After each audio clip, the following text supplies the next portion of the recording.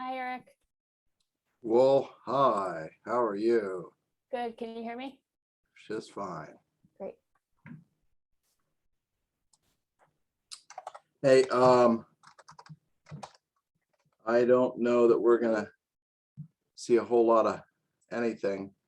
I'm sure we'll see the attorneys of Mangus and Wozniak. Yeah. They're better attendees than our own. But We're definitely short tonight. I was like laughing once I saw the rest of the emails come through. It's just funny.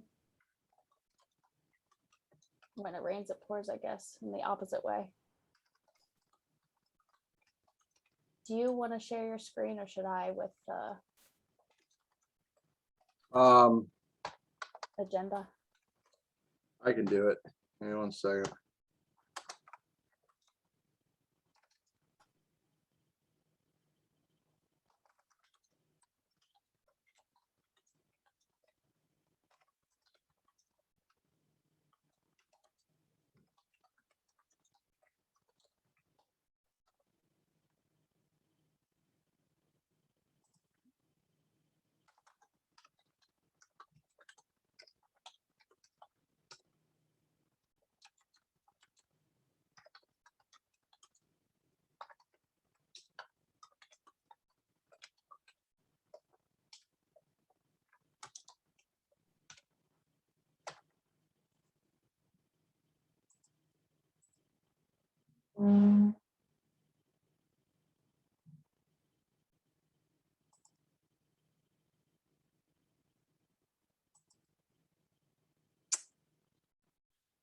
Where is he? All right, so do we screen 3, screen 2? Do we There we go. I can see it.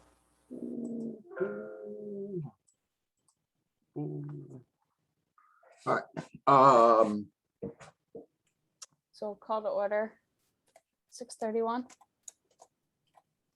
Call to order. And roll call. Val Chef here. And Lydia Herring here. All right. So do we want to cover this agenda? Yeah, I think so. Quickly, like we have to postpone these September Yep. and August meeting minutes. Well, there's going to be a long list of citizen comments tonight. Yeah, it looks like none. At least, well, there's not a citizen comments at the beginning, but we'll wait. I guess we'll see if anybody joins. So Well, we can just cover this stuff. yeah, the zoning update, I haven't heard anything new from Nick Macareth. So there's nothing really to report. I think we should hear soon, but I can put it on my list to follow up with him. Cool beans. And then zoning terms and awareness, public campaign, next steps. Table for next meeting.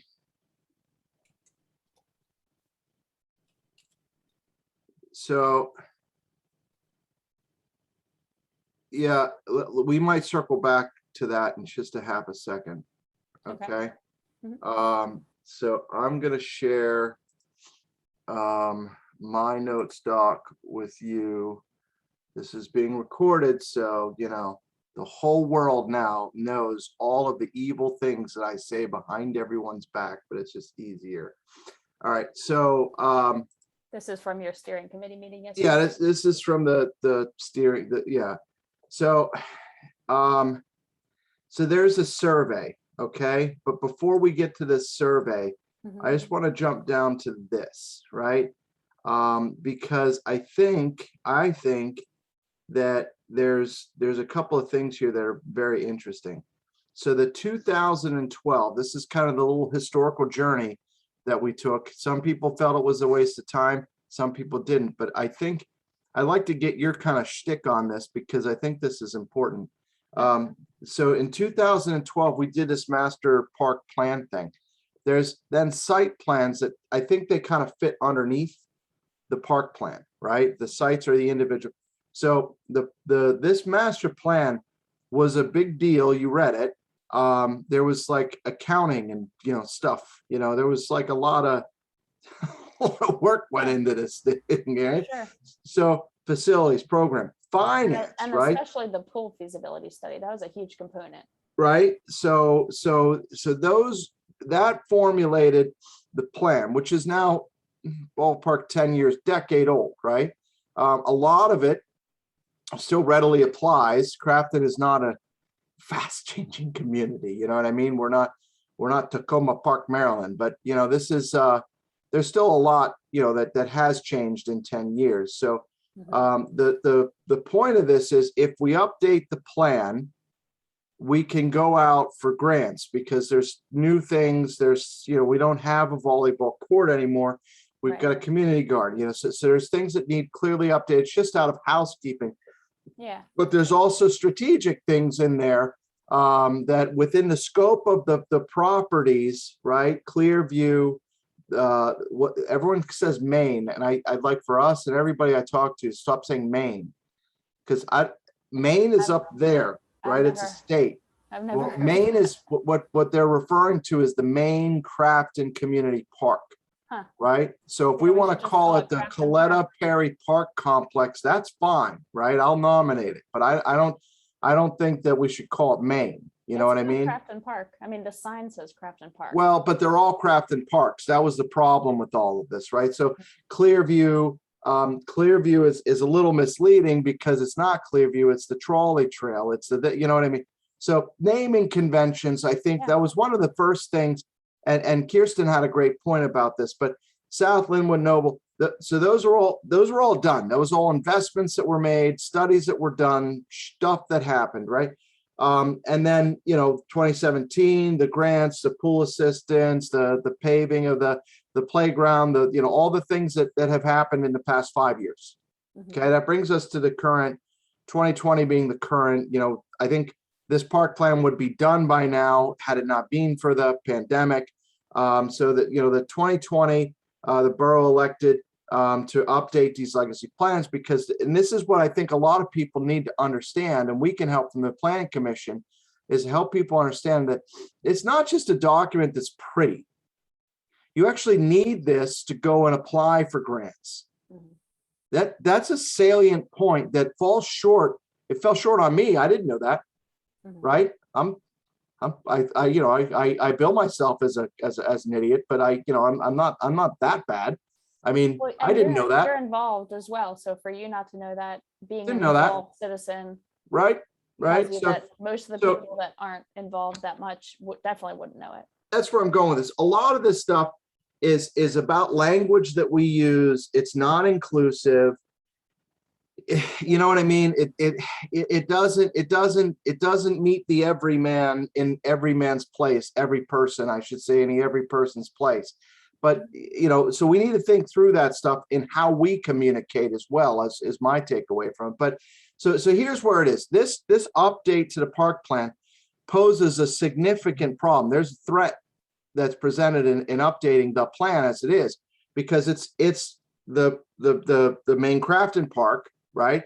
And it's the satellite parks, the trolley trail, right? But it doesn't have anything else in it. And so if we 5 years from now, if we own the school district property, right?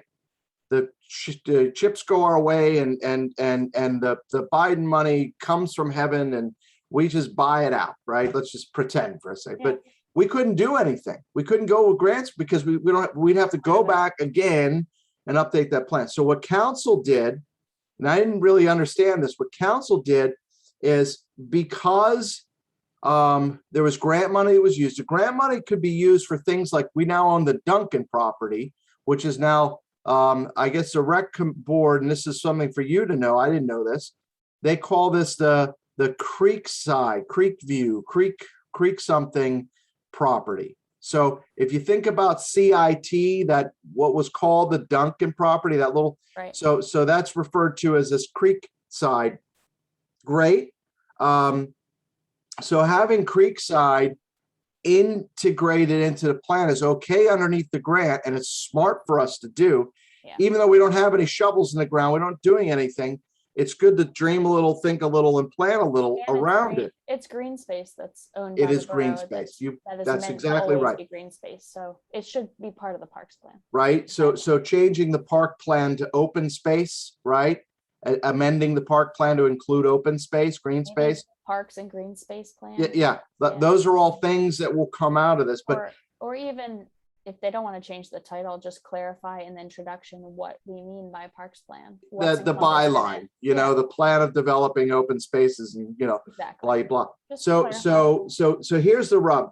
So there's also something that's referred to as hickling. I've always heard of it as something else. I was surprised that I never heard of it as hickling. Hickling is a property immediately adjacent to CIT on the south side. Crafton controls that property mostly. There's a subset of that property that's controlled by the radio station owner, and that's deeded over to the borough of Crafton at some point in the future, blah, blah, blah. So we will, in short order, can totally control that property. So it's not small. We're talking about acreage, right? This is not like my front yard. This is actually something that's pretty substantial. Oh, wow. So I don't even know about this property, but okay.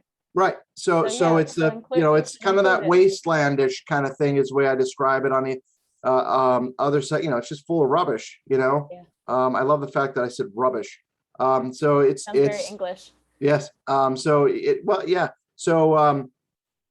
there's all this now, all of that, because it's underneath the borough control, can fit underneath the grant, should go into park plan either way, right? The park plan can talk about property that you don't control, but it cannot use whatever DCNR, whoever's funding it is, to study it, right? To do the so that's where council stepped in.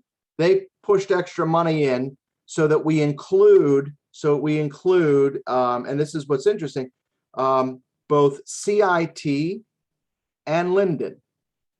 So not the part that. Tell me what CIT means then.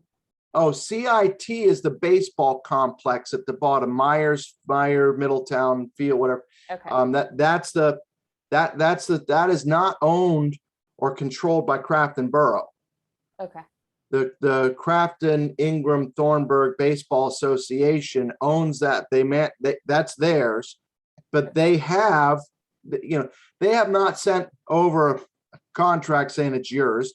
They have not done anything other than saying, hey, we'd like to work with you guys, right? We're all about kids. You do stuff with parks and kids. We have mutual interests. Yeah. So count us in for planning, right? Doesn't mean that they're going to give their, but stakeholders. It sure would make sense because they work really hard and they have a lot of people doing maintenance and they have a lot of volunteers. If that was folded into somehow contracted out and managed to the city, the borough, I don't think that they wouldn't be interested, right? There's no guarantee. But the point is, you don't know until you put some run some numbers and do some cocktail napkins and draw some things up. What could work there?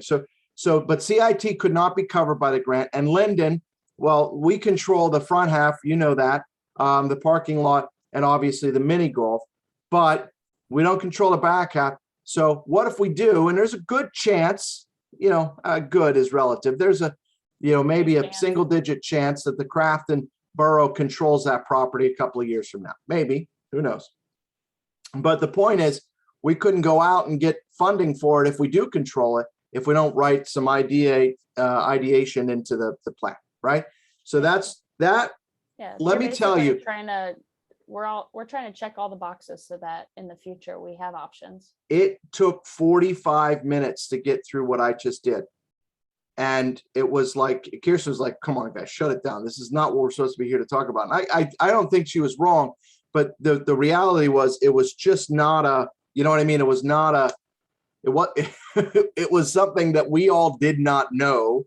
So I'm glad that we did the exercise, and I'm glad that I was able to capture this in a way that makes sense. The grant help grants help us get funding, universal accessibility, focal issues, putting in a water fountain, a gazebo, a new bench, whatever it is. That's all great, but without the plan, you can't get the funds. And then, understanding what the existing properties are, what the new properties that are not in the plan that are now under control of Crafton are, plus the ones that we don't control, but we want to kind of dream a little about and write into the plan. That all makes so much more sense to me in terms of, this is an update for the existing things, but it's a little bit of dreamscape for these new things that weren't in it, but they're going to be encapsulated into one document, right? So to me, that was a big deal to really understand that. The other thing is, when we say update, it's an update. They're not doing the audit and fiscal review. They're not doing all that detail. This is an update, right? But it's still a good thing. So let me back up a second. The Duncan South part of the Duncan property, that is what? Where is that? Is it anywhere? So that was a question that it was really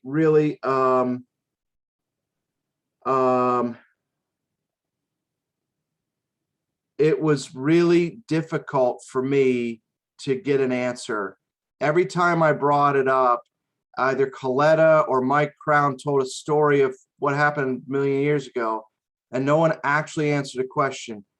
I don't know, is there a Duncan South property that is now controlled by the borough? Now, this Hickling property, I'll be honest with you, geographically, that's where I thought the Duncan South property was. And there is also a Duncan property that is owned and controlled by Duncan, whoever Duncan is, right? Oh, okay. The only Duncan I know was the school director that came from Chicago, right? I don't know. I have no clue. And no one answered it.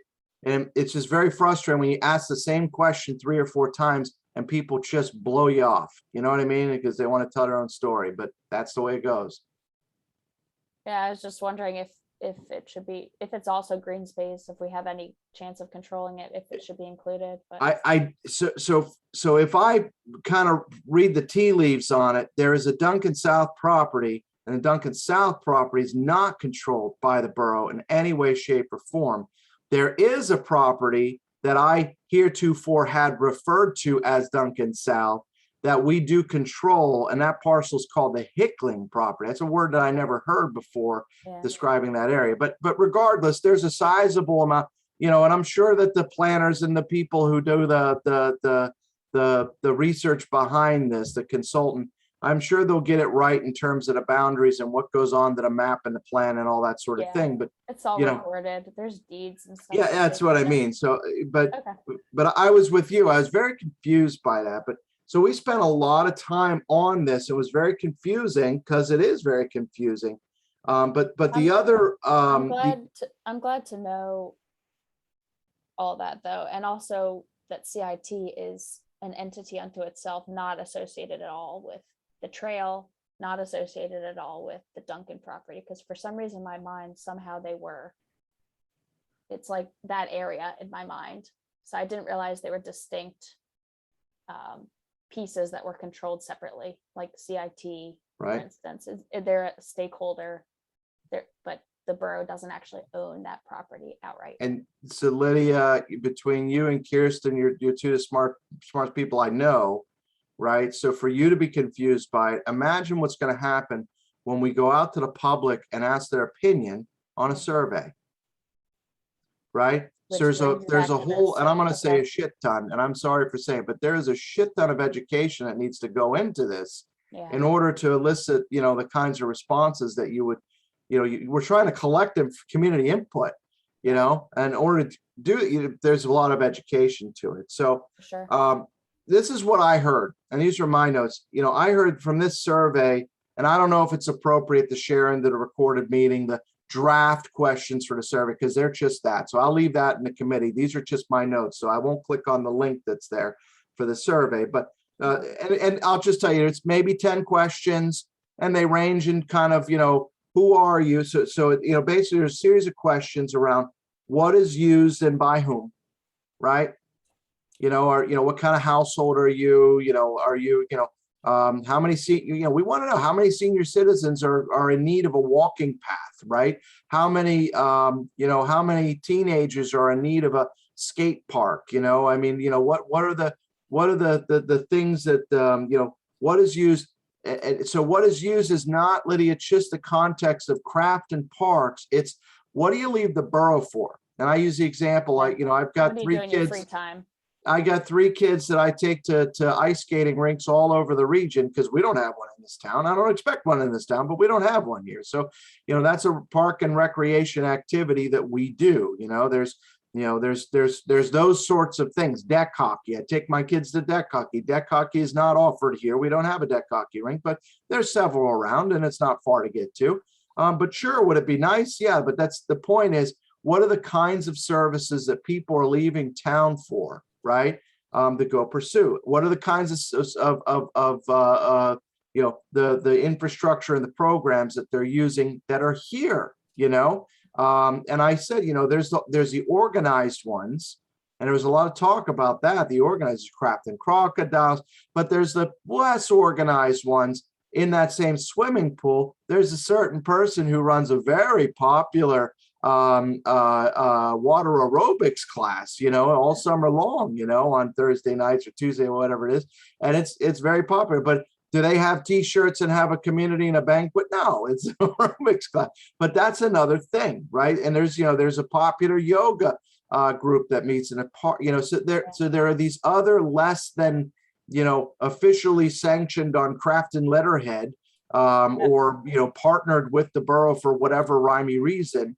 So there's a lot of different things there. So it's a really try and gather what's the scope of all of those things, right? What are all those things, both sanctioned and and done personally, and what people just want to do, right? What do they do? I met a guy, we did one of the walkthroughs, a guy, he said, yeah, I play basketball here almost every night in the summertime, and here in the winter I come whenever it's clear, and that's good to know that park is utilized. And I asked him, he said, in the summertime there's games here on a Saturday afternoon almost all day long, and that's good to know. So those are the kinds of things that really are from it. But back to the first bullet point, educate and convey, right? Educate people. Kirsten had a great idea, like maybe should have a little map kind of thing to show where these parks are, because if you just say Clearview Park, that's a great idea. If you Google Clearview Park, you won't find anything.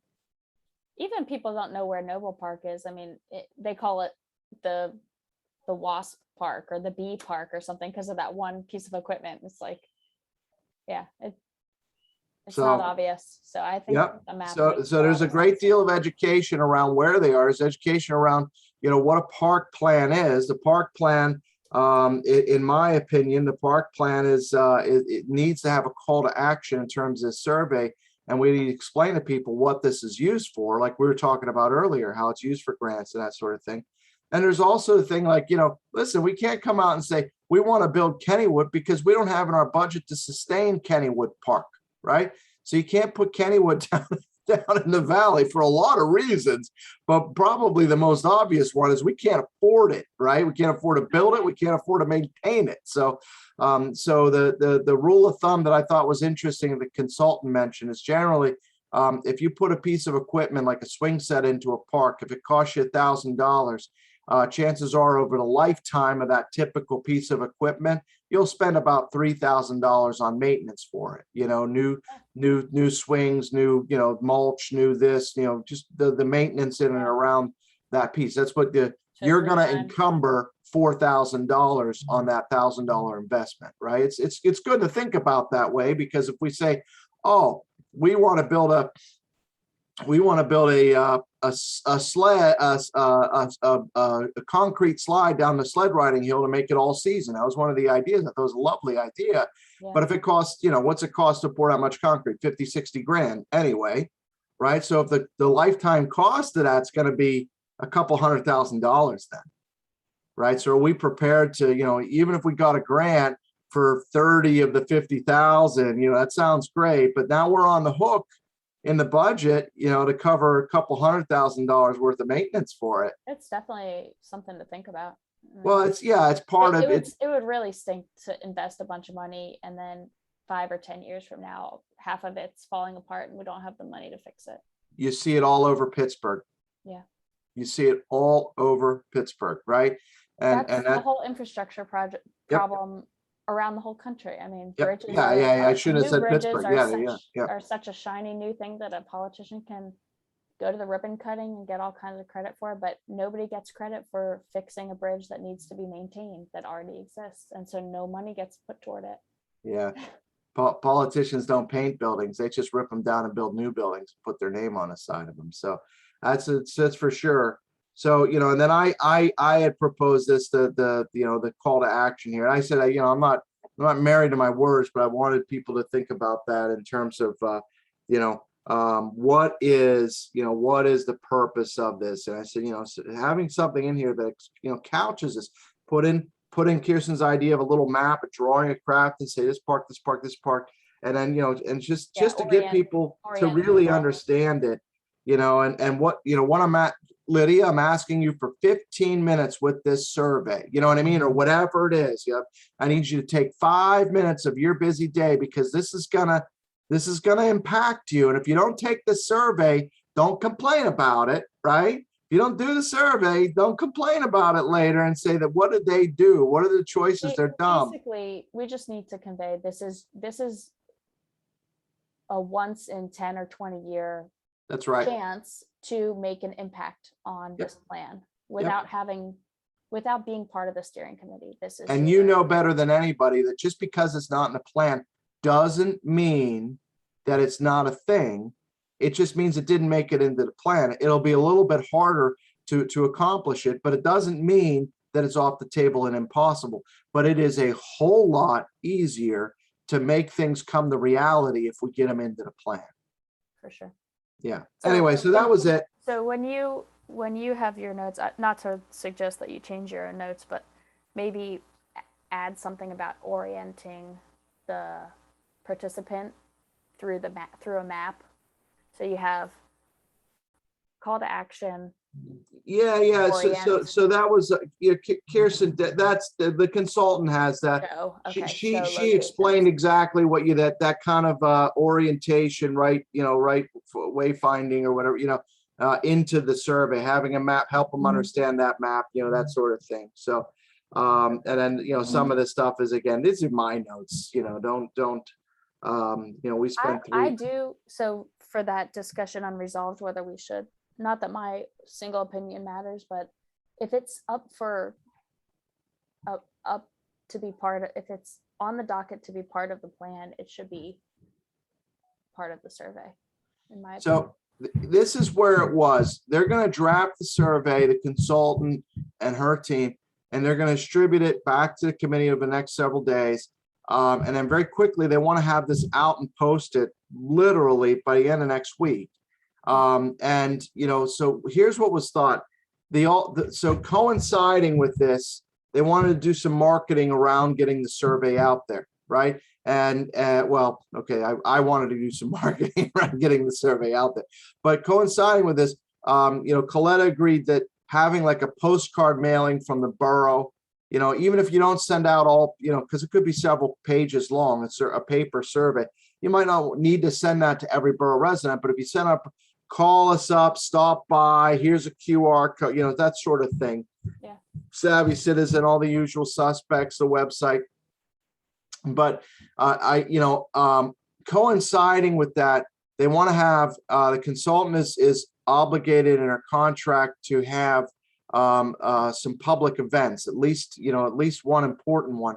And to do this really right and to put this in a good place, getting it done before the end of the year would be great. But, you got Thanksgiving, you got, so getting a survey out as soon as possible to get some feedback to say, hey, we're going down the right trail, right? We're going down the right path. would help shape the kinds of things that would get printed out, laminated, or whatever for a big community-facing meeting, right? That would happen The first or community- second week in December. Go ahead. So the end of next week is the time frame for the survey. Give it a few Ideally, weeks, gather feedback yep, before or by December, yeah, early that's December. right. And so then and then hold a public. hold a public forum. event and then launch a more detailed survey, right? So this is really, the survey is really to gauge what we present, are we on the right track? Just because there's a half a dozen, eight people who are participating, is it really representative of Crafton, right? It's a good pressure test. So the first survey is the pressure test. And then the second survey, and this is where it kind of landed, is spotlighting areas of consideration, right? Linden, the valley, that sort of thing, more detail around the creek path, all that sort of stuff. There was a reference to the creek path. I think that's important because it's becoming, and I love the fact that it's becoming more interest, generating more interest, and more people are using it than I've ever had before. But the reality is, if you start talking about the creek path, people go, well, which park is that, right? So so there's a balance to it. So the first, more of a pressure test, then a second survey would be the more detailed. If the first one, I'm guessing, is 5 minutes, give us some feedback, answer 10 questions. That second survey would go into some level of granularity where we may not get as many respondents, but the quality of the response would be far more detailed. Make Okay. sense? So, and the next week, 11/5, gather feedback by early December, hold public event, and then launch a more detailed survey number 2, highlighting specific green space areas. That's it. Okay. Okay. Yeah. You are up to date. That makes sense. So as far as the steering committee meeting so far, you guys went through that whole sort of chronology of events all leading up to now. And then it sounds like everybody's been contributing cool ideas for what features to have. And then has anything else happened? Oh, sure. The antics when you get 12 people in a room, right? Yeah. Okay. Yeah. You get 12 different agendas. And there is a lack of, I would say the origination of this, I'll go ahead, this is recorded, and say shame on council for not really doing a project charter, for not really, saying that this is your committee, this is your purpose, right? That, that was assumed and not stated. You know what I mean?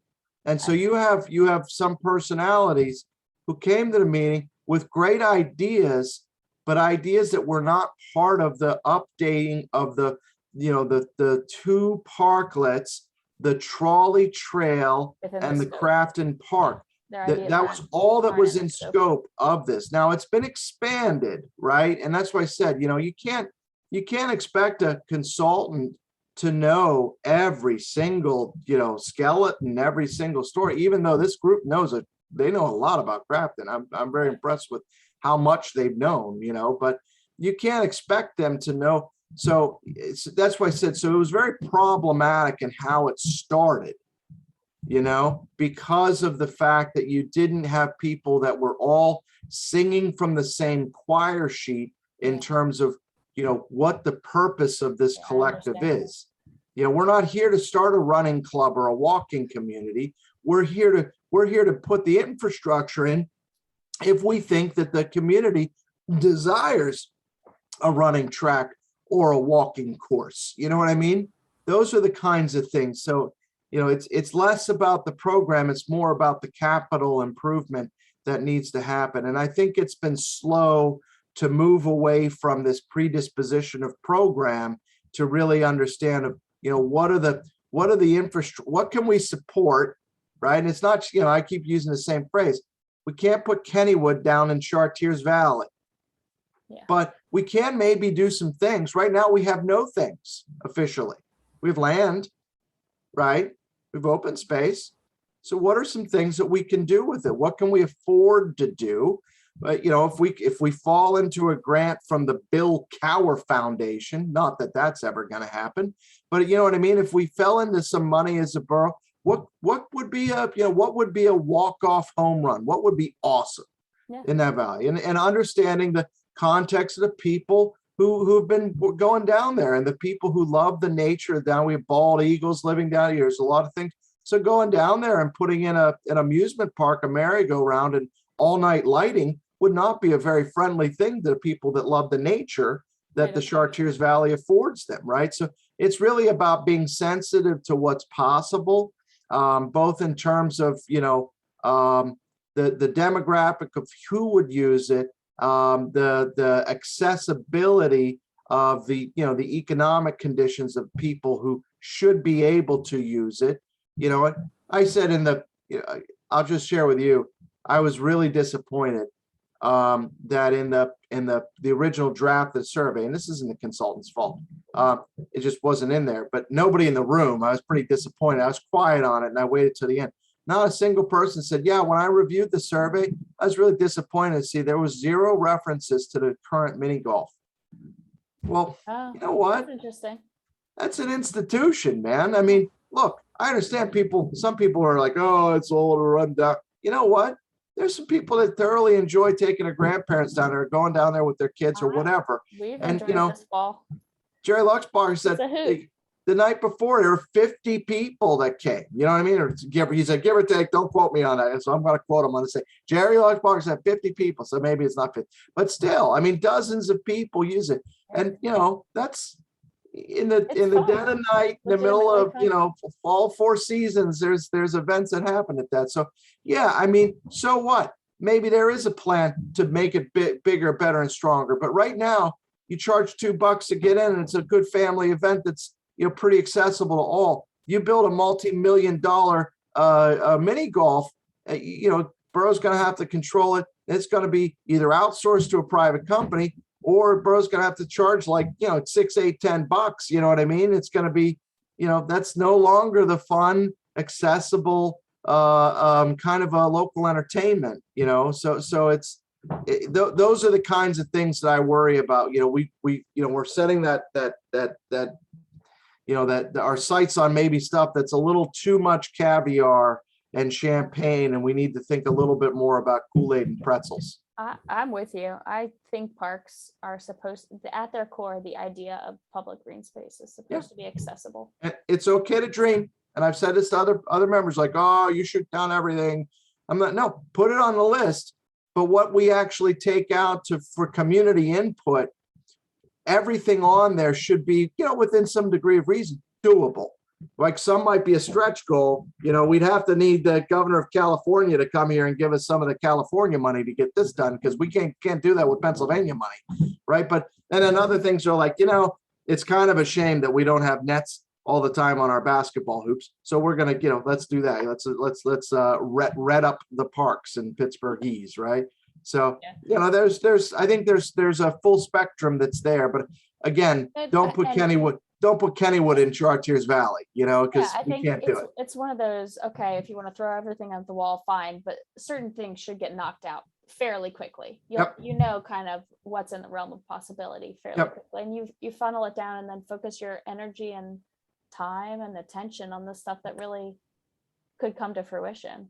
And if there's anything about the modern politic and the god awful, hysteria that we live in the world, with people fighting over the dumbest things, the inconsequential comment, right, of something saying, hey, we were thinking about this. Well, then somebody says, well, they are planning that.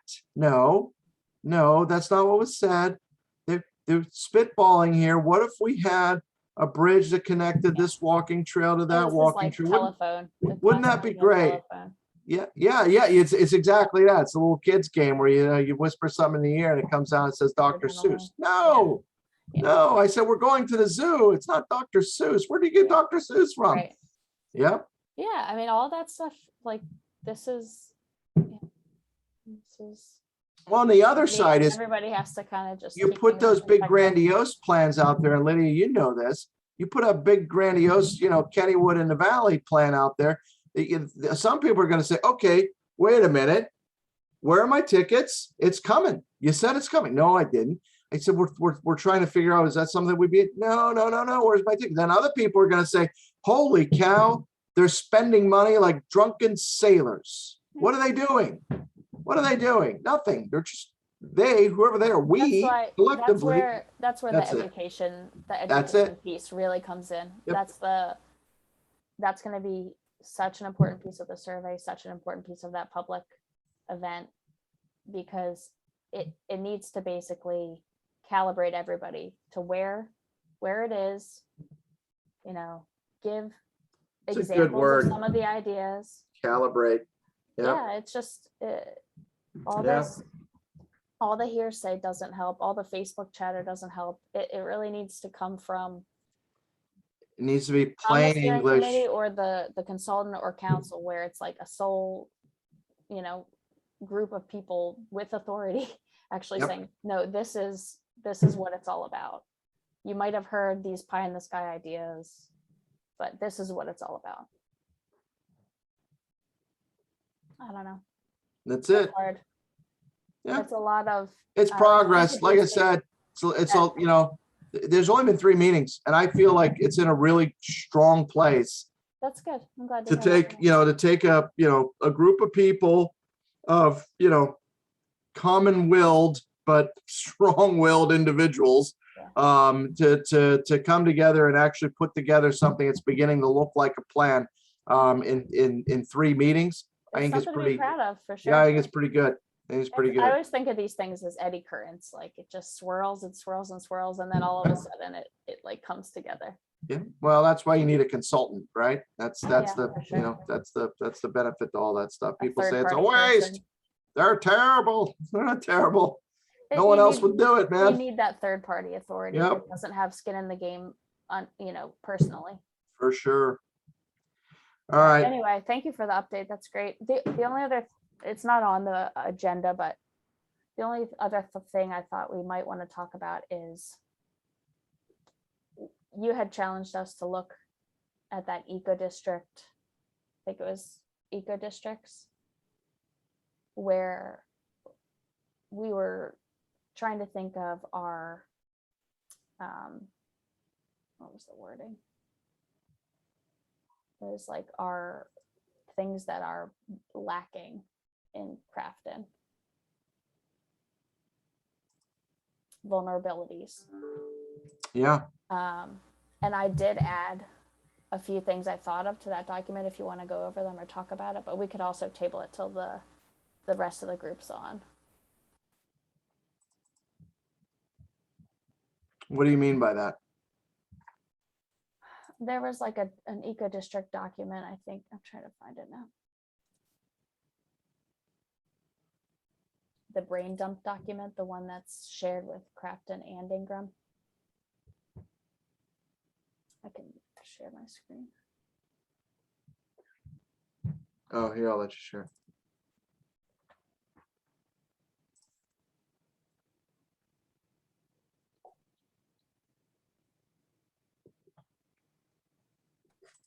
Okay, can you see that? Not yet.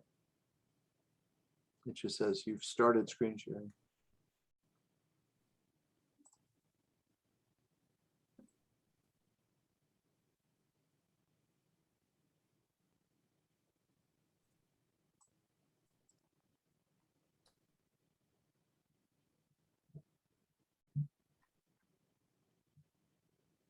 Yeah, the vulnerabilities. Yep. Okay. So I just added things that we had spitballed at last meeting, and then added a few of my own things, and then also kind of tried to think about how we could address those vulnerabilities. I was just interested to hear your take on some of it, or if you had extras that you wanted to add to this list. I think less is more in this case. I don't see anything that's missing. I would like to have a deep dive conversation about a whole bunch of them. I noticed that there was something on the called the consent decree. Yeah. And I'm not nearly as familiar with how all this stuff works. But the idea of the sewage backups, if we don't hit, like right now, less with a tenth of an inch of rain, if I read this thing right, with a tenth of an inch of rain, more than 50% of the raw sewage in Crafton sewers goes into the creek. One tenth of an inch of rain. You know what I mean? That's horrible. And it's supposed to be, I know that they don't think that you can ever get 100% or whatever, but it's supposed to be, double digit percent. I think 75 or something like that, like 20-30% higher. Right. That's a big deal, right? Yeah, I haven't read that directly, but I know that's the Alcosan. That's why we're basically, the consent decree was written and we're being forced to do something about it. Well, that's just it. No one's forcing us to, right? And that's the problem with it. We're not forced to. We're welcome to pay a fine. We're welcome to pay a fine to throw good money down that same toilet, right? And not fix the problem at all. Yeah. Right. So and when we wait We're until incentivized to do something about it. I'll put it. when we wait that way. until that consent decree goes into effect and we haven't fixed this stuff, and we say, oh man, we don't want to throw good money after that. Guess what's going to happen? Yeah, There's won't no be any more grant Alcosan funding. free money. Yeah, exactly. There won't be any more grant funding because it'll be Yeah. all used up.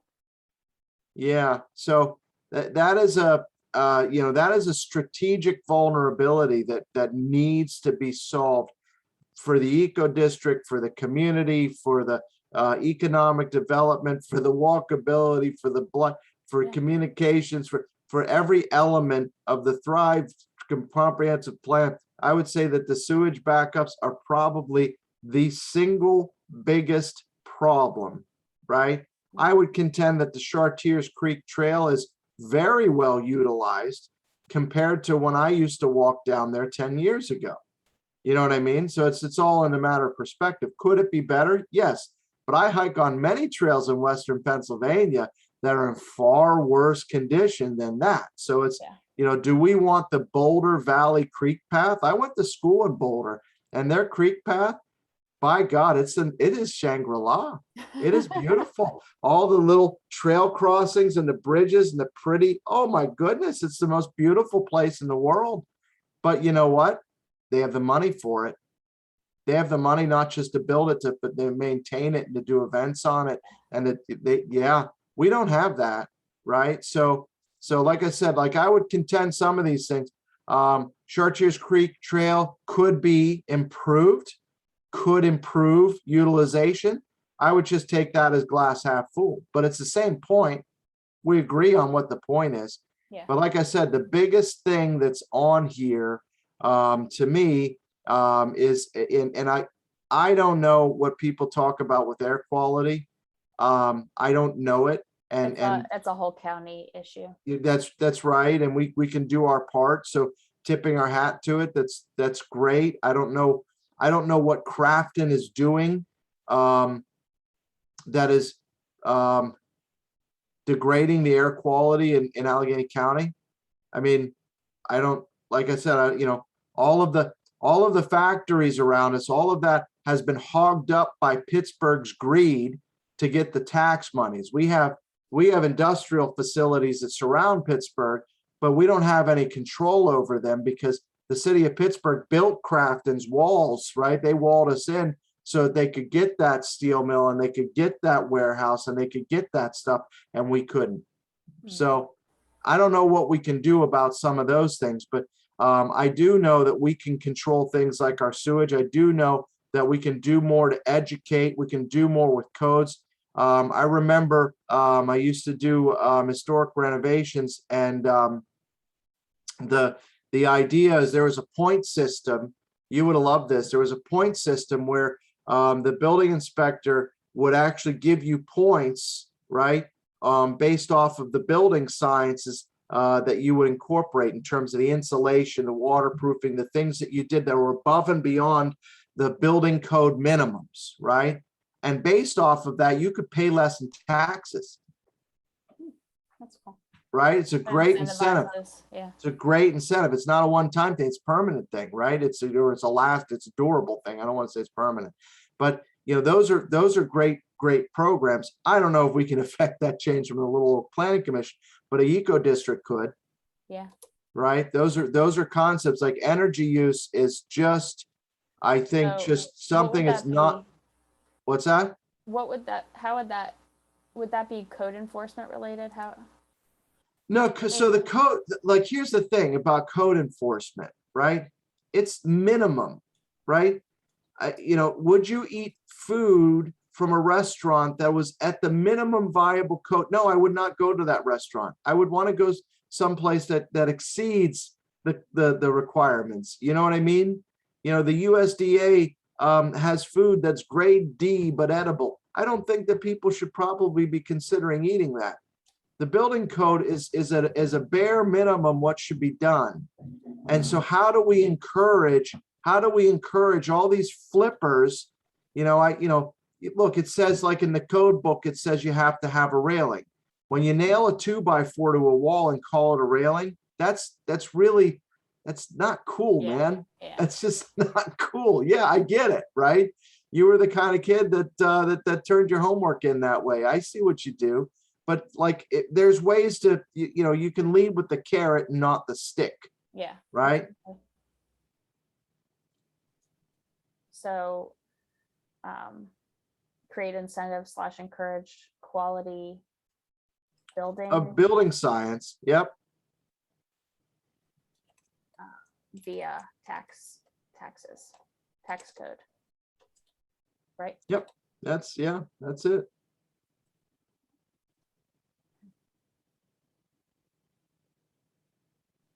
Cool. I think that's great. Discussion of Crafton's vulnerabilities and potential solutions. Eco district. Via the eco district. Yep. Brain dump. Okay.